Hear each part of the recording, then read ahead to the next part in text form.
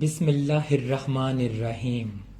السلام علیکم میرے عزیز طلباء و طالبات، امید ہے آپ سب اپنے گھروں میں محفوظ ہوں گے اور باقاعدگی سے اردو کا لیکچر لے رہے ہوں گے۔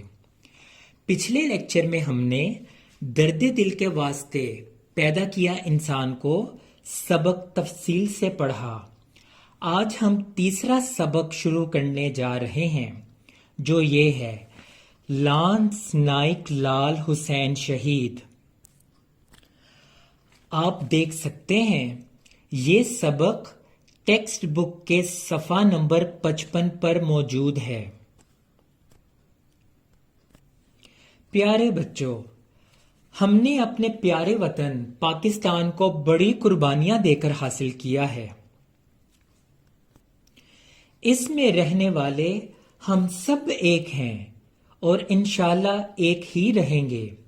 اس کی خاطر لاکھوں لوگوں نے جان کے نذرانے پیش کیے۔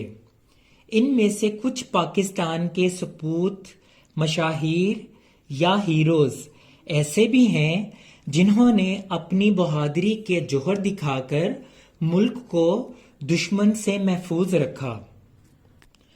ان مشاہیر ہیروز میں ایک نام لانس نائک لال حسین شہید کا بھی ہے، جنہوں نے 1965 کی جنگ میں اپنی دلیری اور بہادری سے دشمنوں کے ارادوں کو خاک میں ملایا۔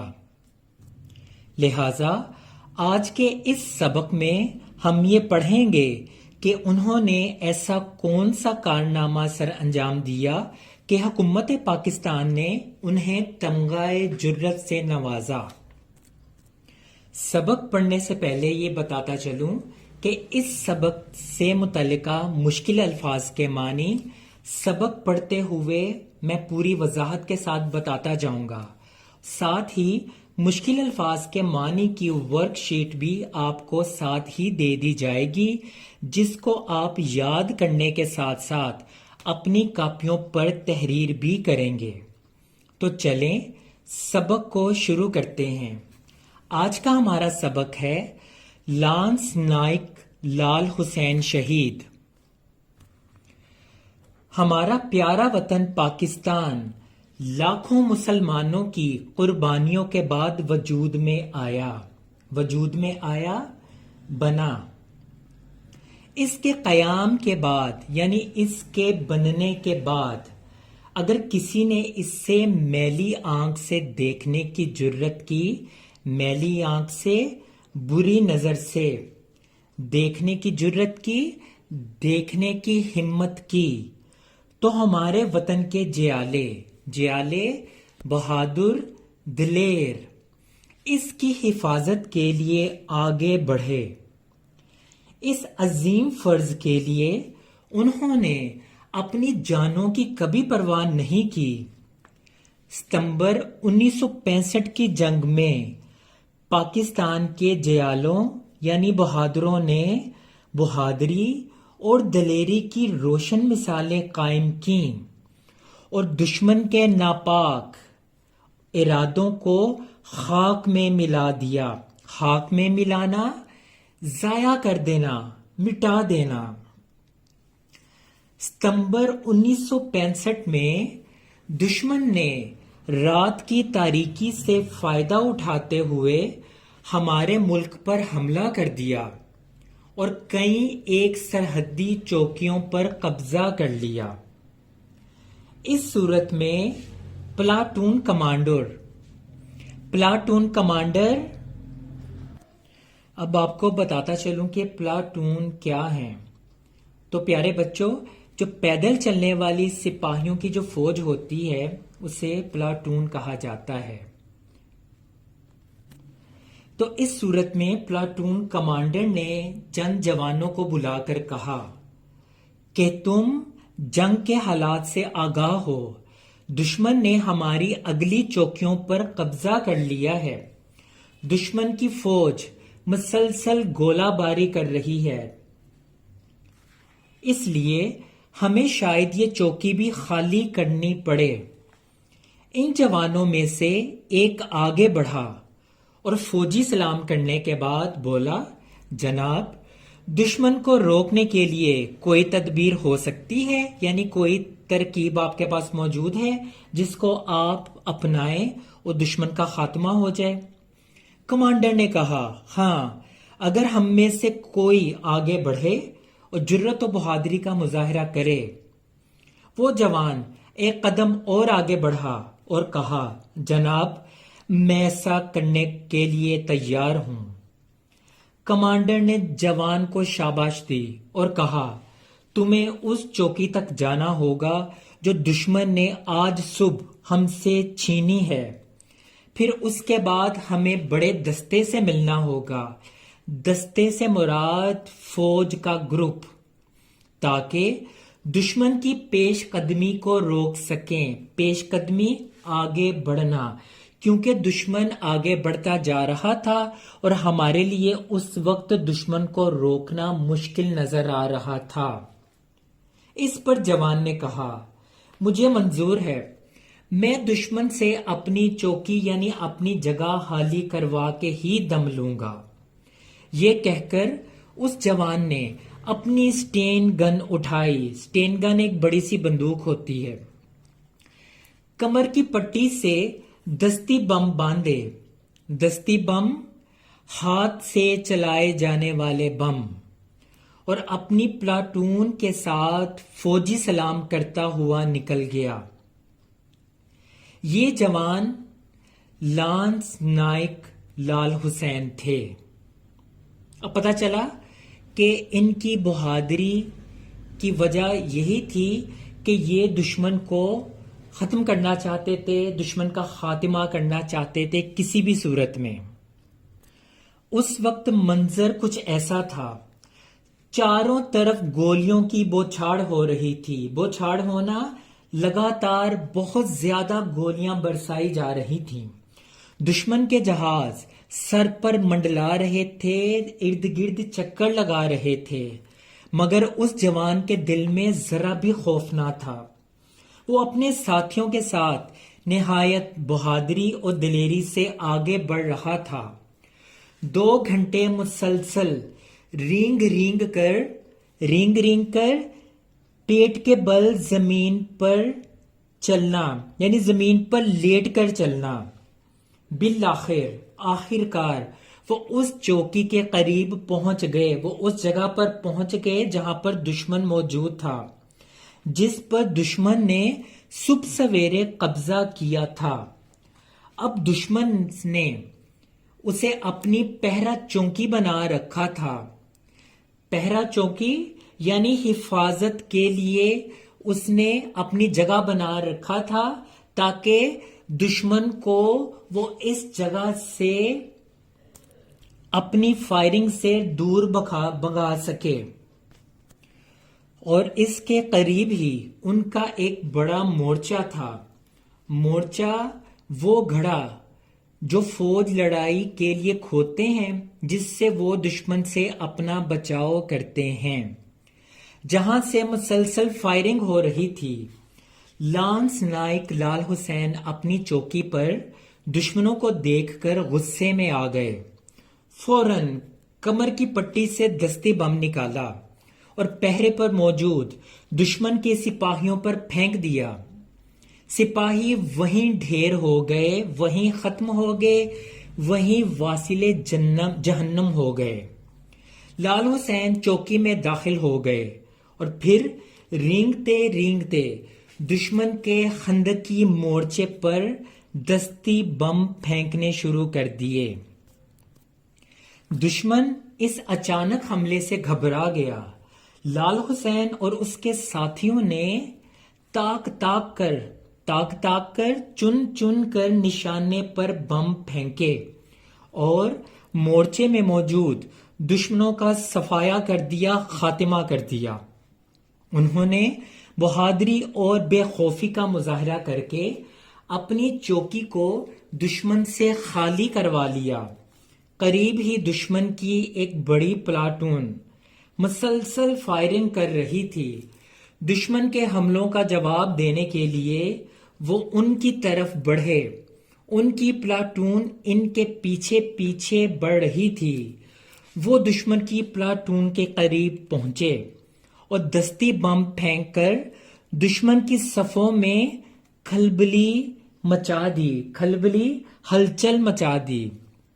دشمن فائرنگ کو اور تیز کر دیا۔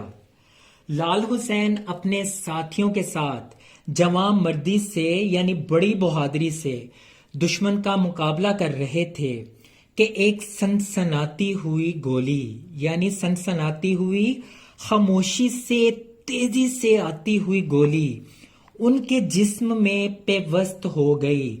پیوست ہونا یعنی جسم میں کھب گئی، اندر چلی گئی۔ وہ بری طرح زخمی ہوئے مگر انہوں نے ہمت نہ ہاری یعنی حوصلہ نہ ہارا۔ ان کے زخموں سے خون کے فوارے نکل رہے تھے یعنی مسلسل خون بہہ رہا تھا مگر وہ مسلسل آگے بڑھتے جا رہے تھے۔ ان کی اور ان کے ساتھیوں کی جرت کے نتیجے میں دشمن کے قدم اکھڑ گئے یعنی دشمن کو اپنی ناکامی نظر آنے لگی۔ وہ گھبرا گیا اور بھاگ کھڑا ہوا۔ لال حسین کے ساتھیوں نے ان کی آواز سنی، دشمن ختم ہو گیا۔ خون بہہ جانے سے لال حسین کی حالت بگڑ چکی تھی۔ بالآخر زخموں کی تاب نہ لاتے ہوئے وہ گر پڑے۔ زخموں کی تاب نہ لانا یعنی زخموں کو برداشت نہ کرتے ہوئے وہ زمین پر گر پڑے۔ ان کے ساتھیوں نے انہیں فوراً اٹھایا، مرہم پٹی کے لیے واپس لانے لگے مگر زخم اپنا کام کر چکے تھے۔ لانس نائک لال حسین کی روح جسم حاکی یعنی اس مٹی کے بنے ہوئے جسم سے پرواز کر چکی تھی، نکل چکی تھی۔ موت کے وقت ان کی زبان سے یہ الفاظ جاری ہو رہے تھے، اے اللہ تیرا شکر ہے، میں نے اپنا فرض پورا کر دیا۔ لانس نائک لال حسین شہید نے فرض شناسی اور جرت و بہادری کی جو مثال پیش کی، قوم اسے کبھی فراموش نہیں کر سکے گی۔ فراموش نہیں کر سکے گی مطلب کبھی نہیں بھلا سکے گی۔ جرت کے اس اعلیٰ کارنامے پر حکومت پاکستان نے اسے تمغۂ جرت جیسا عظیم تمغہ دیا۔ اللہ ایسی نیک روحوں کے درجات بلند فرمائے، آمین۔ تو پیارے بچوں، لانس نائک لال حسین شہید کے اس عظیم کارنامے سے ہمیں یہ سبق ملتا ہے کہ اگر وطن کی حفاظت کے لیے جان بھی قربان کرنی پڑے تو اس سے دریغ نہیں کرنا چاہیے۔ اس طرح شہادت کی موت نصیب ہوتی ہے جو بڑے ہی اعزاز کی بات ہے اور قسمت والوں کو یہ ملتی ہے۔ آئیے میرے ساتھ آج وعدہ کریں کہ پاکستان سے اور زیادہ محبت کریں گے اور جب بھی پاکستان کو ہماری ضرورت پیش آئے تو ہم اپنا سب کچھ نچھاور کر دیں گے۔ پاکستان زندہ باد۔ میرے عزیز طلبہ و طالبات، پنجاب ٹیکسٹ بک کے علاوہ آپ کے سلیبس میں ایک ایسی کتاب بھی ہے جس کا نام اردو قواعد و انشاء ہے۔ اسی کتاب کے حصہ زبان دانی سے آج ہم کچھ واحد جمع پڑھتے ہیں جو کہ اردو قواعد و انشاء کی کتاب کے صفحہ نمبر 29 پر درج ہیں۔ تو جلدی سے صفحہ نمبر 29 پہ آ جائیں۔ ان کو پڑھنے سے پہلے ضروری ہے کہ واحد جمع کی تعریف سمجھ لی جائے۔ تو میرے عزیز طلبہ و طالبات، واحد وہ اسم ہے جو صرف ایک چیز کے لیے استعمال کیا جاتا ہے، واحد کہلاتا ہے، جیسے کرسی، خبر۔ جبکہ جمع وہ اسم ہے جو ایک سے زیادہ چیزوں کے لیے استعمال کیا جائے، جیسے کرسیاں، اخبار وغیرہ۔ اب ہم سلیبس میں دیے ہوئے کچھ واحد جمع پڑھتے ہیں تاکہ آپ کو اچھی طرح سے سمجھ آ جائے. آپ نے ان واحد جمع کو اچھی طرح سے یاد بھی کرنا ہے اور اپنی کاپیوں پر تحریر بھی کرنا ہے. تو چلیے واحد جمع شروع کرتے ہیں. اسلوب، اسالیب، استاد، اساتذہ، آلہ، آلات، اب، ابا، ادیب، ادبا، آفت، آفات، بحر، بخور، تبرک، تبرکات، ترکیب، تراکیب، توقع، توقعات، جرم، اجرام، جزیرہ، جزائر، جن، جنات، جد، اجداد، افق، آفاق، اکبر، اکابر، اسم، اسماء، اثر، اثرات، آثار، اشارہ، اشارات، آیت، آیات، برکت، برکات، تاریخ، تواریخ، تفصیل، تفاصیل، ثمر، اسمار، جنس، اجناس، جاہل، جہالا، جز، اجزاء، اقلیم، اقالیم، امام، آئمہ، ادب، آداب، آخر، اواخر، امت، امم، بخار، بخارات، بدن، ابدان، تدبیر، تدابیر، تجلی، تجلیات، ثابت، ثوابت، جانب، جوانب، جذبہ، جذبات، جہت، جہات، جبل،